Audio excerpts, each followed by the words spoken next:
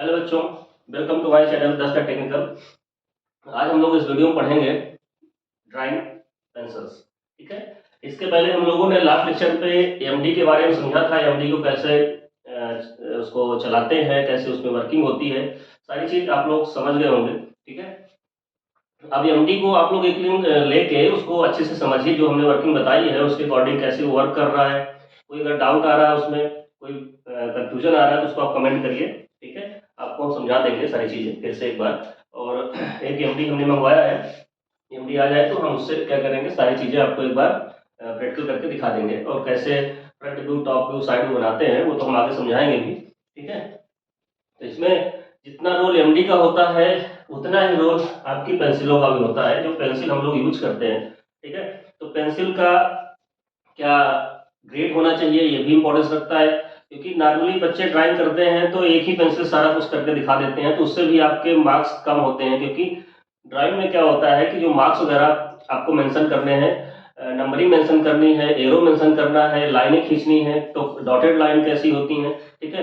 तो पहले पेंसिल के बारे में पढ़ते हैं, फिर उसमें लाइनिंग वगैरह कैसी होती है, सारी लाइन के बारे में समझेंगे। ठीक। तो आइए देखते हैं ड्राइंग पेंसिल्स। तो ड्राइंग पेंसिल्स में आपका रिंग डाल लीजिए।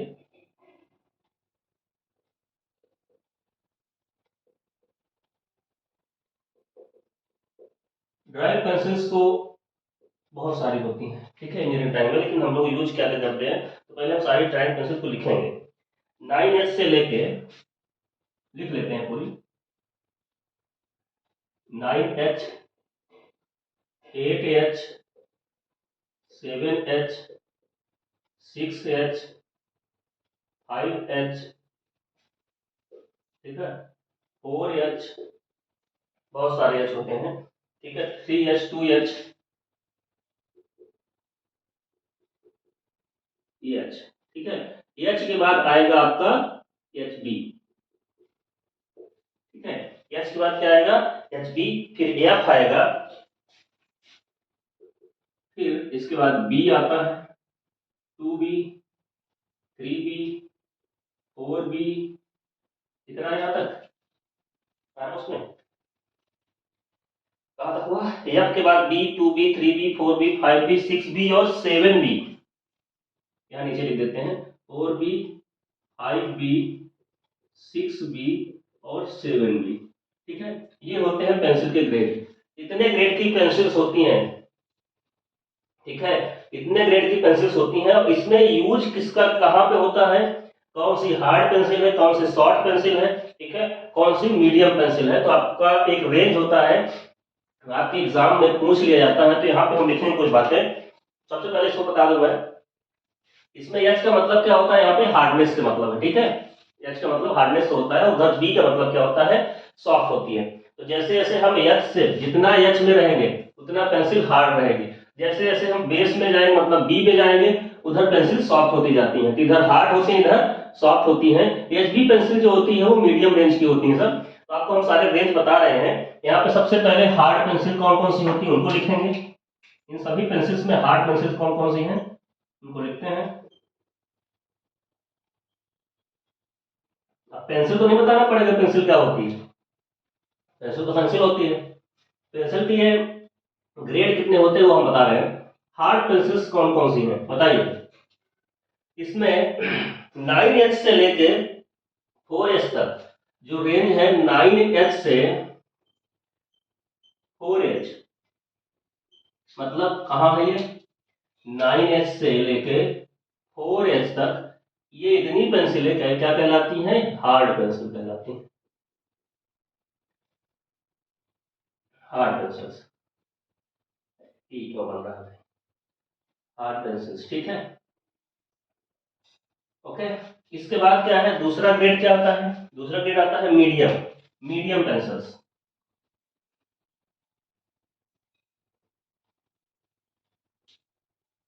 मीडियम पेंसिल्स का रेंज क्या होता है, 3H से B तक। मतलब क्या है, 3H to B तक ये मीडियम के रेंज होते हैं। कहाँ पे है, यहाँ पे 3H से B, 3H से B, ये मीडियम रेंज होता है। ठीक है। इसको हम कह सकते हैं कौन सा रेंज, मीडियम रेंज। या मीडियम पेंसिल होता है, यहाँ पे हार्ड रेंज बोल दो। ठीक है, अब लास्ट में कौन सा बचा? लास्ट में आपके पास है सॉफ्ट पेंसिल्स।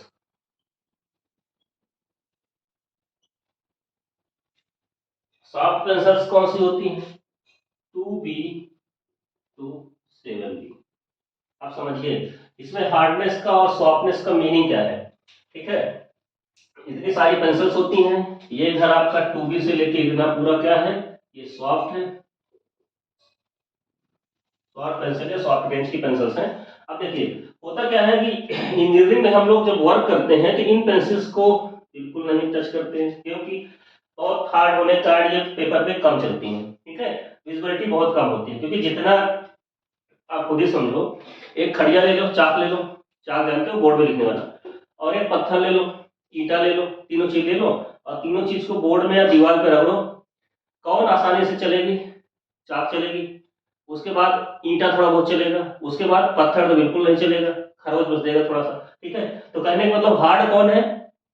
पत्थर, स्टोन ज्यादा हार्ड था, तो जो ज्यादा हार्ड होगा उसका जो यहाँ पे चलने का तरीका होगा बहुत कम होगा। मतलब क्या है कि वो बहुत कम कलर छोड़ेगी, या जैसे उसकी नोक से जब हम कहीं पे स्केच करेंगे, पेपर पे चलाएंगे तो बहुत हल्की चलेगी, बहुत लाइट चलेगी। ठीक है, हल्की मतलब लाइट होगा, यहाँ पे ये बहुत लाइट चलती है।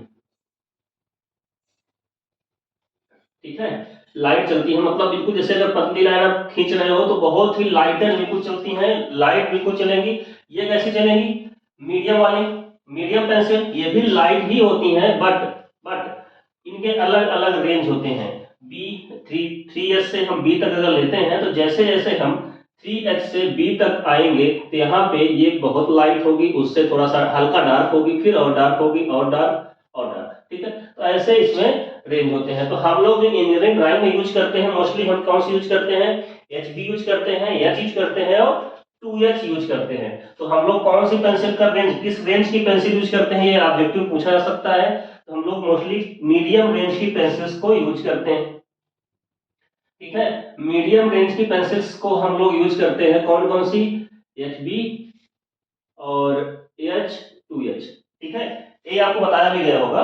ठीक है, कभी कभी 3H की भी बोल देते हैं कि ले लीजिएगा कुछ कुछ लाइनें ड्रा करने के लिए। तो मोस्टली यही पेंसिल्स हैं, जो 4 पेंसिल्स हैं हम लोग लेते हैं, और 3 पेंसिल्स HB, H और 2H में हमारा वर्क हो जाता है। ठीक है, अच्छा अब HB लाइन्स, HB थोड़ा सा डार्क लाइन खींचने के लिए यूज करते हैं।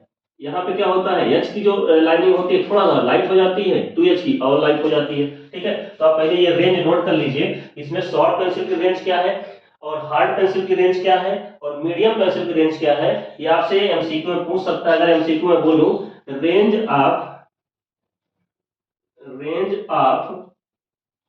हार्ड पेंसिल, हार्ड पेंसिल, और आपको ऑप्शन में दे दिया, कुछ भी दे दिया, 5H से 5H2H, बी पोर्शन में दे दिया हमने 9H2HB, सी में दे दिया 9H2 4H, और डी में दे दिया B2 7B। आपको अगर कॉन्सेप्ट क्लियर है तो आप खुद ही समझ जाओगे। 9 से 4 तक, 9 से 4 तक हार्ड होती हैं, और H का मतलब हार्ड होता है, तो H होना बहुत ही जरूरत है वहां पे। अगर B लिखा हुआ कहीं पर भी तो समझ लो हार्ड नहीं है। B का मतलब बिल्कुल सॉफ्ट होता है। मीडियम वाले में B भी आएगा और H भी आएगा, इतना आपको कॉन्सेप्ट पता होना चाहिए। हार्ड अगर पूछा है तो दोनों तरफ हार्ड हार्ड आएंगे रेंज में, और अगर ये पूछा है, सॉफ्ट पूछा है तो दोनों तरफ बी और बी दिखाई देंगे। लेकिन मीडियम पूछा है तो दोनों में, एक में एच एक में बी दिखाई दे रहा है। ठीक है, तो ऐसे थोड़ा सा याद रखना है। बेसिकली आपको ये कॉन्सेप्ट तो पता ही हो गया है कि 9H से 4H होता है, 3H से यहाँ तक 4H फिनिश हुआ तो 4 के बाद 3 स्टार्ट होगा, 3 से बी तक होता है, बी यहाँ खत्म होता है 2B स्टार्ट होता है। ऐसे आपको रेंज याद रखना है, याद भी हो जाएगा। इसमें कौन सा ऑप्शन होगा? 9H से क्या होगा, सॉरी ये वाला नहीं होगा, ये 9H से 4H। ठीक है, ये ऑप्शन करेक्ट होगा। तो ऐसे एमसीक्यू आ सकते हैं, पूछ सकते हैं कि कौन से रेंज कहाँ पे यूज करते हैं हम लोग। ठीक है, अब इनमें हर पेंसिल के बारे में अलग अलग, जब हम ड्राइंग करते हैं तो कौन सी पेंसिल का यूज किसके लिए करते हैं उसको समझते हैं। पहले आप इसको नोट कर लो, फिर आगे बढ़ते हैं। तो अब हम लोग पढ़ेंगे पेंसिल का यूज कैसे करते हैं, ठीक है। तो देखते हैं pencil use in engineering drawings, कौन सी पेंसिल किस पर्पज के लिए हम ड्राइंग में यूज करते हैं। तो देखिए यहाँ पे हमारे सामने कुछ पेंसिल्स हैं जो हम लोग बेसिकली इंजीनियरिंग ड्राइंग में यूज करेंगे, ठीक है। यहाँ पे क्या है, एचबी पेंसिल्स। एचबी पेंसिल्स का यूज हम लोग बेसिकली बाउंड्री लाइन बनाने में करते हैं। याद रखिएगा, जब बाउंड्री लाइन बॉर्डर बनाते हैं, ठीक है, कहीं पे उसमें ड्राइंग शीट पे आपको बॉर्डर वगैरह बनाना है तो आप क्या करोगे, एचबी पेंसिल यूज करोगे, ठीक है। Next is final lines. मान लीजिए आपका कोई स्ट्रक्चर बन गया, कोई डायग्राम आपने बना दिया, उसकी फाइनलिंग करना, फाइनल लाइन बनानी है, मतलब आपका स्ट्रक्चर तैयार हो गया है, उसकी लाइनिंग को फाइनल करना है, डार्क करना है, तो उसको बनाने के लिए हम एचबी का यूज करेंगे। फ्री हैंड लेटर, अगर कोई चीज आपको लिखना है, ठीक है।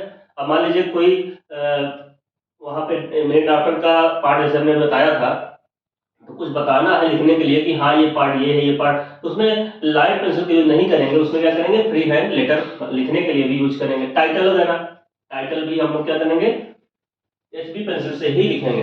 यस पेंसिल का क्या होता है, कंस्ट्रक्शन लाइंस, कंस्ट्रक्शन लाइंस होती है, एक्सटेंशन लाइंस होती हैं, एरो हेड होते हैं, एंड डायमेंशनिंग होती है, सर्कल आर्क। मतलब क्या है, जितनी भी कंस्ट्रक्शन लाइंस हैं, जब हम कंस्ट्रक्शन बना रहे होते हैं तो कंस्ट्रक्शन लाइन खींचते हैं, ठीक है, बाद में उनको हम डार्क कर देते हैं एचबी से, ठीक है। तो जितनी भी कंस्ट्रक्शन लाइंस हैं उनको पहले एस से बनाएंगे, बाद में हम डार्क करके बाउंड्री फाइनल बना देते हैं। नेक्स्ट एक्सटेंशन लाइन, जो लाइनें हम लोग आगे की ओर एक्सटेंड करते हैं, बढ़ाते हैं, उनको भी एच से खींचेंगे।